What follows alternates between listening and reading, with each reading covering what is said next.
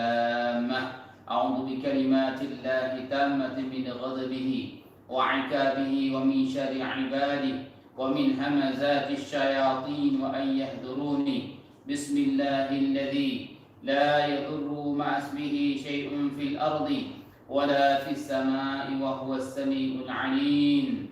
أعوذ بالله من الشيطان الرجيم. بسم الله الرحمن الرحيم. إن ولي الله الذي نزل الكتاب وهو يتولى الصالحين. وقل ربي أعوذ بك من همزات الشياطين وأعوذ بك ربي أن يحضرون. وقل ربي أعوذ بك من همزات الشياطين وأعوذ بك ربي أن يحضرون. ويا معشر الجن أناشدكم بالعهد الذي أخذه عليكم سليمان أن تخرجوا وترحموا من هذا الجسد. Ya ma'asyiral jin, jika andainya ada ilmu-ilmu tidak baik di sini, keluar kalian wahai setan-setan kalau ada dalam tubuh ini. Tapi jika tidak ada setan yang tidak mengapa. Ya Allah, jika andainya dalam tubuh saudara kami ini ada setan ya Allah, maka ya Allah Engkau mudahkan ya Rabbal Alamin, Engkau keluarkan dengan baik ya Rabbal Alamin. A'udzu billahi as-sami'il 'alim minasy syaithanir rajim. Min hamdihi wa nafthihi wa nafsihi. Bismillahirrahmanirrahim. Allahu la ilaha illa huwal hayyul qayyum. Allahu la ilaha illa huwal hayyul qayyum. La ta'khudhuhu sinatun wa la nawm. Lahu ma fis samawati wa ma fil ard. Man dhal ladhi yashfa'u 'indahu illa bi'idhnihi. يعلم ما بين أيديهم وما خلفهم ولا يحيطون بشيء من علمه إلا بما شاء وسع كرسيه السماوات والأرض ولا يؤوده حفظهما وهو العلي العظيم. يا معشر الجن والإنس إن استطعتم أن تنفذوا من أقطار السماوات والأرض فانفذوا لا تنفذون إلا بسلطان. فبأي آلاء ربكما تكذبان. يرسل عليكما شواظ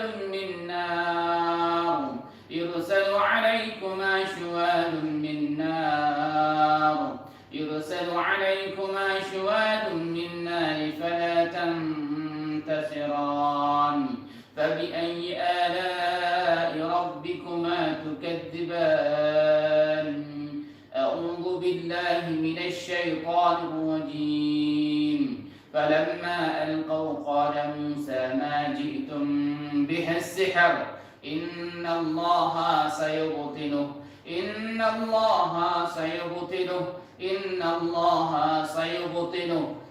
الله لا يصلح عمل المفسدين ويحق الله الحق بكلماته ولو كره المجرمون. Apa yang dirasakan? Adem. Masya Allah. Bagus tuh. Ciri-cirinya kalau biasa ada gangguan, ada santet, ada sihir, atau ada jin khodam tubuh kita itu kita gemetar biasanya. Biasanya tangan saya ini panas. Ini nggak, kalau dari Ustaz sendiri nggak ada rasa panas? Menurut saya rasakan tidak panas. Alhamdulillah. Dan saya lihat tidak ada getar-getar yang dimana tadi misalnya getar tangan atau apa. Saya hanya merasa adem, kayak sedih ada, kayak sedih. Misalnya sedih kayak kerinduan gitu ya, kayak rindu. Jadi kalau misalnya kodam dari leluhur misalnya apa, itu bisa bergetar juga kalau kita di ruqyah biasanya. Bisa kalau dia memang ada dalam tubuh kita. Iya. Tapi ini dia khodam ada dua deh. Ada khodam yang memang dia bersama kita dalam tubuh kita. Ini yang nggak boleh. Kalau khodam itu masuk dalam tubuh kita, berhubungan dengan kita, dia misalnya apa yang kita buat dia buat, itu nggak boleh. Tapi ada juga khodam jin muslim misalnya, Mm-mm. leluhur kita jin muslim itu, dia sesekali pulang misalnya, nah, itu nggak masalah, dia nggak ganggu kehidupan kita. Ya. Tapi kalau dia itu bantu kita, ya terserah dia, asal kita jangan minta bantu sama dia. Ya. Kalau jin itu bantu kita secara goib, ya itu terserah dia. Alhamdulillah kan gitu. Ya. Nah, maksudnya. Misalnya gini Ustaz, ini saya nanya ya, Hmm. gantian nih saya nanya. Tuh. Itu ada yang mengatakan bahwa kita dan jin itu adalah makhluk ciptaan Allah, bukan yang mengatakan sih, bahkan ada ayatnya kan. Tuh. Jadi kita diutus ke muka bumi ini untuk bertahabud, untuk beribadah kepada Allah. Betul. Nah, jadi mereka juga seperti saudara kita, atau kita juga hidup berdampingan seperti halnya Benar, kita benar. hidup bersama ada hewan-hewan yang selalu ada di sekitar kita. Benar. Kalau misalnya kaki ini misalnya keinjak paku, boleh nggak kalau kita minta tolong sama jin, tolong cabut paku ini? Kita meminta begitu saja, apakah boleh? Meminta seperti itu. Sebenarnya kalau menurut pendapat pribadi saya, nggak boleh. Nggak boleh. Nggak boleh. Tapi kalau kita minta kepada Allah, ya Allah, ya Rabbal Alamin, hamba dalam keadaan terpojok, ya Allah, turunkanlah ya Rabbal Alamin bala bantuanmu, tentara Engkau ya Allah. Kemudian kita bacakan walillahi junudus samawati wal ardh wa kana Allahu 'abidan hakima. Tiba-tiba jin datang membantu kita, itu boleh. Oh, boleh. Nah, Berarti maksudnya dia nggak bisa kita meminta seperti kita meminta kepada sesama manusia. nggak bisa. Misalnya jin, tolong matikan lampu sebentar. Nggak bisa. Nggak bisa ya. Nggak bisa begitu. Dia ada hijabnya ya. Ustaz? Nah, kita bisa saja melakukan proses seperti itu, memerintahkan jin itu dalam artian seperti wahyu Nabi Sulaiman. Nah, dia memang memerintahkan jin kemana-mana perintah. Tapi walaupun demikian, ada pendapat ulama yang membolehkan seperti yang Ya. tadi itu ada. Makanya saya pernah Nah. dalam sebuah kajian itu saya bertanya, kalau saya punya kemampuan, kalau saya punya pengetahuan, punya penglihatan dan pendengaran tentang mereka, boleh nggak kalau misalnya saya berteman, karena ini sesama makhluk, ya kan, saling berteman. Beliau menjawab, kamu yakin nggak punya ilmu itu? Ilmu itu seperti apa? Pengetahuanmu itu seperti apa? Kalau memang masih dalam koridor ya nggak masalah. Tetapi bagaimana kamu bisa membedakan bahwa jin yang menjadi temanmu itu jin muslim atau jin kafir atau musyrik? Nah, itulah dia. Karena mereka bisa berkamuflase kan? Ketika kita meminta bantuan dulu, ada orang yang mengembala kambing masuk ke dalam lembah-lembah. Kemudian orang tersebut mengatakan, wahai penghuni lembah ini, tolonglah saya, jangan ganggu saya. Kemudian jin yang tadinya takut karena kita meminta perlindungan kepada dia, akhirnya jin tertawa, akhirnya menambah mengganggunya. Ini tafsir dalam surah Al-Jin ayat 6. Ya. Wa annahu kana rijalun minal insi ya'uduna birijalin minal jinni fadaduhum rahaqa. Ada sebahagian kalangan jin, kalangan manusia, kalangan dari kita ya'uduna meminta pertolongan kepada laki-laki kalangan jin. Fadaduhum rahaqa. Jadi dia durhaka.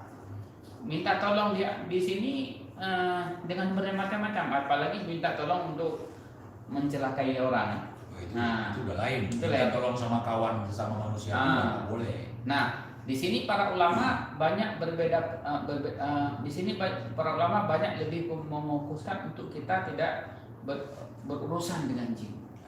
Beda halnya kalau ada dua orang memang betul-betul paham benar. Ada kajian Khusus betul-betul dia sudah paham betul-betul dunia ini, dunia jin ini, dunia gaib ini, ada ilmu untuk dia Allah berikan.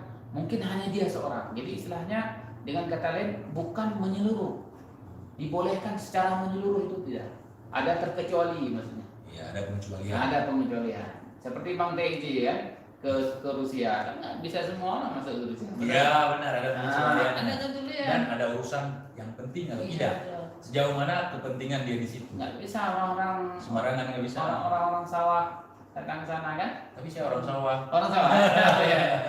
Jadi gini teman-teman, saya minta maaf tadi saya tidak mukadimah karena saya langsung meminta Ustadz Ali untuk meruqyah saya teman-teman, karena selama ini banyak request dari teman-teman yang meminta saya untuk diruqyah. Artinya teman-teman meragukan ya bahwa selama ini TIJ berurusan dengan setan atau TIJ pernah menuntut ilmu setan menurut kalian. Ini saya khusus mendatangi saudara saya, teman saya, sahabat saya, yaitu Ustadz Ali untuk meruqyah saya. Padepokan kita di sini ya. Ya, ini juga padepokan ya. Jadi seperti itu teman-teman. Jadi saya ingin membuktikan juga apakah memang selama ini saya ada gangguan setan atau gangguan iblis. Mungkin bisa dengan cara ruqyah mungkin kita bisa mengetahuinya, dan alhamdulillah justru saya di sini merasa tenang, bukan merasa risih. Justru di sini saya merasa kayak sedih, terharu begitu ya. Mungkin karena bacaan atau suara dari Ustadz Ali juga membuat saya nyaman, dan tentunya kita sebagai muslim ketika kita mendengar ayat suci Al-Quran, bawaan kita akan sejuk teman-teman. Dan itu yang saya rasakan sebenarnya. Ada kesejukan yang saya rasakan di sini. Jadi saudara-saudaraku, sahabatku semuanya, alhamdulillah, walaupun sekarang, bukan sekarang sih ya, beberapa saat yang lalu banyak yang mengatakan TIJ ada jin pendamping, ada jin di dalam tubuh segala macam. Saya hanya tersenyum. Karena selama ini saya tidak memasukkan jin atau meminta untuk memasukkan jin ke dalam tubuh saya.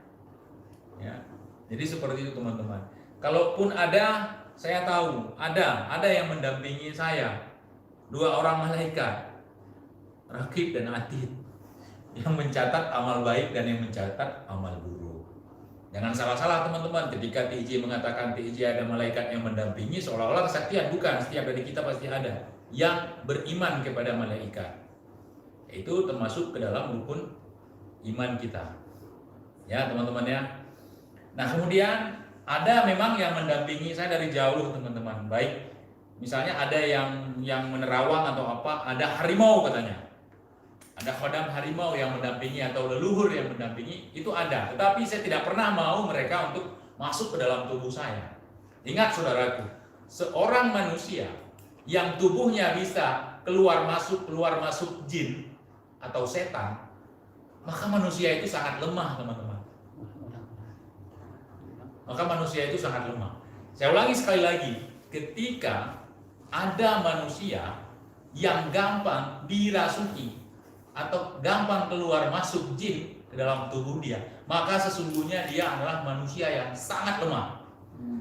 Ya, portalnya gampang kebuka. Portal goib. Itu menurut keilmuan saya, Ustaz. Ya. Kalau menurut Ustaz ini gimana? Betul. Betul ya. Jadi ada portal goib yang terbuka. Biasanya itu ada lemah syaitannya yang terbuka. Kenapa terbuka itu? Dikarenakan dia pernah pertahanan dia lemah. Kenapa lemah pertahanannya? Dikarenakan dia mungkin pernah melakukan ritual-ritual yang dulu ya, ritual dulu. Kemudian tipu menipu juga itu bisa membuat mudahnya masuk jin. Dalam aksi suara itu disebutkan, hal unabbiukum man tanazzalu syaitan, maukah kamu aku tunjukkan kepada siapa syaitan-syaitan itu turun? Kalau nggak salah sambungannya, tanazzalu ala kulli afakin athim. Syaitan-syaitan itu turun kepada orang yang berdosa ya, yang suka buat maksiat, lagi banyak dusta. Ya, double itu dusta itu. Iya, ya, Apalagi berdusta di atas nama Nabi. Ya, ini luar biasa. Innalillahi. Ini justru orang-orang yang seperti ini justru mudah masuk setan. Ya. Terkadang kan kalau orang di kita ya, misalnya orang awam seperti TIJ ini lah Ustaz. Ya. Jadi ketika melihat ada seseorang yang begitu ngobrol langsung kerasukan atau kesurupan, langsung kita anggap dia sakti. Ya. Padahal secara apa ya, tatanan hidup kita dia udah menyalahi aturan. Justru dia lemah, bukan sakti. Iya, lemah. Ya. Karena dia udah masuk angin. Iya. Kalau masuk angin biasa manusiawi. Ini masuk anjing, kemasukan anjing itu bahaya. Bahaya itu. Kemasukan jin alias kalau main-main seni kuda kepang kan? Iya. Nah, jadi itu main seni kuda kepang itu seni, bukan kesaktian. Iya, itu seni. Jadi jangan malah kita jadikan kesaktian. Kadang-kadang ini kita merusak seni karena itu ras. Karena dobol. Nah, itulah. Ya. Ya. kita dia bagus. misalnya debus. Ya, misalnya gini misal. Ini kan ada rencong nih. Nah, ini rencong. Ini rencong nggak ada masalah, ini aman-aman saja kan? Iya. Nggak apa-apa. Tapi kalau udah dipuja-puja, Ya misalnya rencong begini, ini nggak apa-apa karena rencongnya nggak tajam di sini teman-teman. ya, Yang tajamnya di sini. Ya, Betul. kalau dicucuk kemari baru aduh bahaya. bahaya. Hmm. Nah, kemudian tentang apa ya? Selama Ustadz meruqyah tadi dalam kondisi sedang meruqyah, ada nggak misalnya yang negatif energi di sekitar saya gitu, atau energi positif yang ditimbulkan dari efek misalnya ada leluhur Ya. atau ilmu-ilmu tertentu gitu ada nggak? Ya. Biasanya kalau saya mulai membacakan itu, A'udzu bikalimatillahi tammah min kulli syaitan, ini kan aku berlindung kepada kalimah-kalimah Allah daripada syaitan, min kulli syaitanin wa hamma wa min kulli anillah daripada ain syaitan. Ketika saya baca ayat-ayat itu, biasanya kalau dia ada jin kafir ceritanya ini, jin kafir itu sudah lain biasanya. Jadi Ada energi yang lain. Oh ya. Cuma untuk saya jelaskan susah, karena saya ini kan bukan dobol, bukan panas beginilah begitulah, bukan buat-buat. Berarti ada ada perasaan khusus. Ada perasaan khusus ketika saya bacakan Al-Quran. Kemudian ada getaran yang khusus yang saya bacakan Al-Quran. Tapi bukan seperti ini ya, bukan begitu, bukan gitu.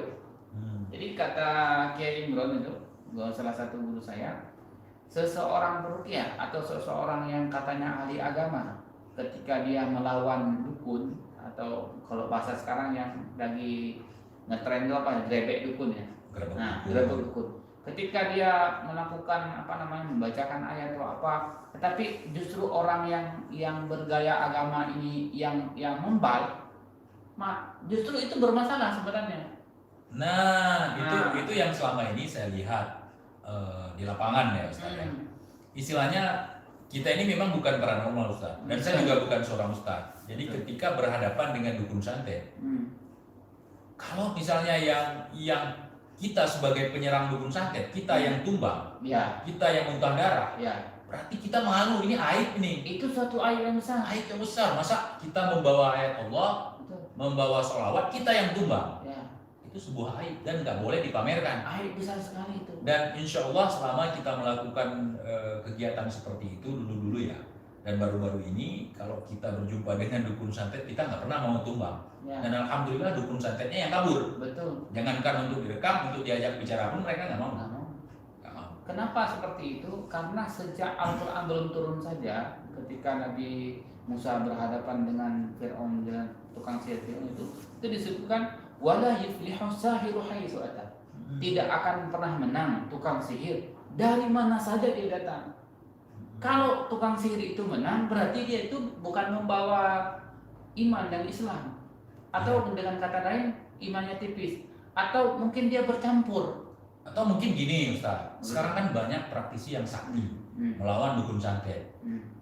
Mungkin kayak film India, anak mudanya harus tumbang duluan. Ya, ini Nanti baru menang Ustaz. betul. Ini dalam perspektif benar-benar dukun ini, Ya. bukan bohongan ya. Ya. Kalau benar-benar dukun yang kita yang baca ayat nih, yang kita baca selawat, yang kita baca zikir nih kan, dalam kitab Fathul Bari itu disebutkan di dalam ruqyah itu bersalawat, doa-doa dari Nabi, kemudian asma-asma Allah, ini termasuk salawat itu bahagian daripada ruqyah sebenarnya. Iya. Kadang saya meruqyah membacakan salawat. Iya benar.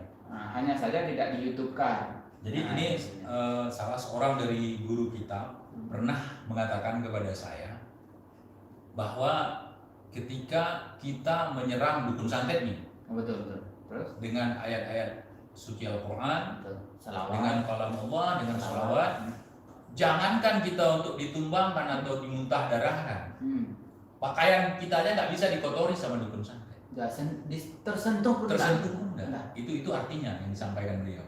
Kadang kita misalnya baca Allahumma shalli ala sayyidina Muhammad, bismillah Allahu akbar. Itu dari jarak 3 meter dia tuh udah tumbang. Iya benar. Seperti itu. Itu Yang kan- aslinya ya, kalau dia asli dukun santet. Iya. Bukan malah kita yang muntah darah. Tapi kalau misalnya Ustadz selama meruqyah ini, kalau misalnya adalah efek-efek dari sihir itu, pernah nggak Ustadz membuat misalnya menunjukkan kesaktian Ustadz dengan makan parang misalnya? Enggak ya, nggak perlu ya seperti itu. Hal-hal yang aneh, kalau maunah, istirahat atau yang lainnya lah, bantuan Allah. Itu kita percaya. Kalau karamah kan nggak mungkin terjadi pada saya. Ada juga terjadi hal-hal yang memang aneh, tetapi kita tidak pernah kita YouTube-kan. Ya. Karena itu bukan untuk bahan Konsumsi publik. Ya. Tidak pernah kita YouTube. Karena kita nggak jualan kesaktian. Ya benar. Nah gitu. Jadi di sini saya merasakan kedamaian luar biasa Ustaz. Setelah diruqyah, kemudian saya juga senang kalau ternyata alhamdulillah di dalam tubuh saya ini tidak ada efek-efek sihir atau pengaruh-pengaruh dari santet dan segala macam. Kalaupun ada jin-jin muslim, berarti dia datang sendiri dan tidak masuk dalam tubuh kita. Dan saya nggak pernah memanggil-manggil. Soal dia membantu kita itu urusan dia dengan Allah. Ya. Nah itu kita nggak ada urusan kita kan. Kita meminta kan iyyaka na'budu wa iyyaka nasta'in. Hanya kepadanya lah aku na'budu wa iyyaka nasta'in, dan hanya kepadanya aku minta pertolongan. Wa ma khalaqtul jinna wal insa illa liya'budun. Sama-sama ibadah kepada Allah. Nah, ketika kita beribadah kepada Allah, kemudian Allah tuh jamin ketika kita sudah saleh, Allah jamin keamanan. Dengan apa Allah ingin membantu kita, ini terserah Allah. Ya. Ada dengan kadang jin muslim diutus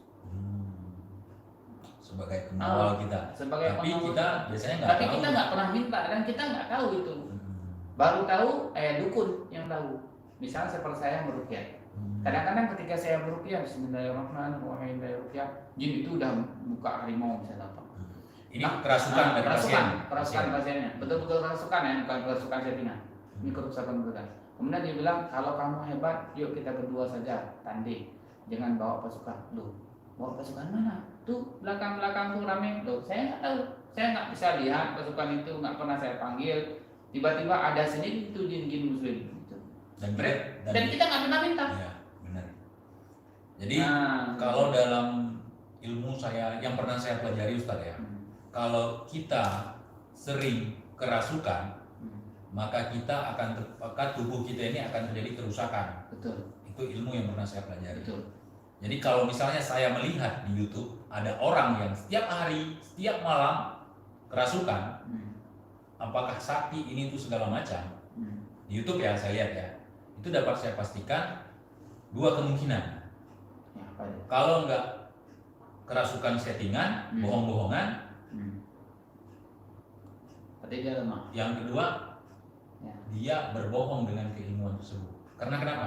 Karena orang yang sering kerasukan, apalagi dimasukkan seperti itu dia agak sedeng, Ustaz. Tanda dia lemah. Ya. Enggak, dia memang makhluk yang lemah, manusia yang lemah. Kemudian dia agak sedeng kalau sering kerasukan jin. Iya. Stres. Dia kan bermain. Ada masalah dengan mentalnya. Ya. Inna syaitan yadri min ibni Adam madarat. Atau dari hadis yang lain itu ada beberapa hadis tentang dalam dunia spiritual yang asli, ini bukan yang dobol ya. Seorang praktisi yang sering keluar masuk jin atau orang yang sering dijadikan sebagai mediator, itu udah rusak. Betul. Itu udah rusak. Proteksi tubuhnya itu udah nggak ada, udah jebol. Udah. Ibarat begini, ibarat ada rumah orang kaya, tapi pintunya udah nggak ada pintu lagi. Udah nggak ada pintu lagi. Nah, siapapun bisa masuk. Jadi masuk. pencuri itu siapa aja boleh, boleh menjara. Ya begitu kira-kira. Itu sebenarnya bukan suatu kehebatan, kelemahan, penyakit, kelemahan. Kemudian seorang praktisi yang bisa muntah darah, guling-guling dan segala macam, itu sebenarnya memalukan kalau bagi saya. Ya, aib. Saya alhamdulillah, mungkin belum ya. Sudah 14 tahun dari 2008 sampai sekarang meruqyah menghadapi dengan jin-jin. Saya nggak pernah itu tumbang sekalipun. Tumbang muntah darah nggak pernah. Karena kita yakin terhadap walamullah, dan sholawat. Kalau kita, apalagi kalau settingan ya, kalau settingan kita ngelawan dukun, baca ayat Al-Quran, baca sholawat, habis itu tumbang, itu kan penghinaan terhadap ayat Allah. Yang pertama penghinaan, yang kedua itu jadi main ulok-ulok. Ulok-ulok nggak boleh memain-mainkan ayat Al-Quran, apalagi salawatan. nanti Nabi tidak akan memberikan syafaat Syafaat di yaumil kiamah. Jangan jadikan permainan itu. Ini pesan buat kita semua Pesan teman-teman. saya, ya. Jangan bermain-main di situ. Iya. Masih banyak permainan lain yang bisa kita mainkan. Ya. Oke. Terima kasih sahabatku semuanya. Terima kasih Ustadz. Sama-sama. Jazakumullah khairan sudah meruqyah saya. Semoga kedepannya kita diberikan kesehatan, keberkahan rezeki, keberkahan umur, dan juga selalu dalam ridha Allah Subhanahu wa taala. Assalamualaikum warahmatullahi wabarakatuh. Assalamualaikum.